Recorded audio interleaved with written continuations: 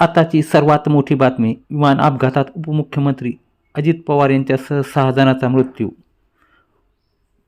उपमुख्यमंत्री अजित पवार यांच्या विमानाचा अपघात झाला असूनही या भीषण अपघातात त्यांचा मृत्यू झाल्याची बातमी समोर येत आहे. विमान उतरताना विमानाला अपघात झाल्याची प्राथमिक माहिती आहे. अजित पवार यांचे आज बारामतीत 4 ठिकाणी नियोजित सभा होत्या. यासाठीच ते मुंबईहून बारामती येथे येत होते. प्राथमिक माहितीनुसार विमानात अजित पवार यांच्यासह एकूण 6 जण प्रवास करत होते. त्यापैकी 3 जणांचा जागीच मृत्यू झाला, तर अजित पवारांसह इतर 3 जणांचा उपचारादरम्यान मृत्यू झाल्याची माहिती समोर येत आहे. मुंबईहून बारामतीकडे प्रवास करत असताना अजित पवार यांचे छोटे विमान बारामतीच्या धावपट्टीवर लँडिंगच्या वेळी अपघातग्रस्त झाले. प्राथमिक माहितीनुसार विमान उतरत असताना ते धावपट्टीवरून घसरून बाजूला गेले. आज अजित पवार यांच्या बारामतीत एकूण 4 ठिकाणी नियोजित कार्यक्रम होते.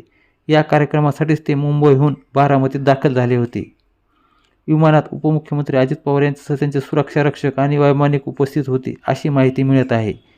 घटनेनंतर मोठ्या प्रमाणावर अग्निशामक दलाच्या गाड्या, पोलीस आणि वैद्यकीय पथके तात्काळ घटनास्थळी दाखल झाले आहेत.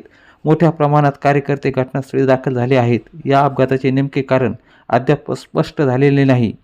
लँडिंग दरम्यान तांत्रिक बिघाड झाला की हवामान अथवा धावपट्टीवरील अडथळे हा प्रकार घडला, याचा तपास संबंधित यंत्रणेकडून सुरू आहे. अधिकृत माहिती आणि पुढील अपडेटची प्रतीक्षा करण्यात येत आहे.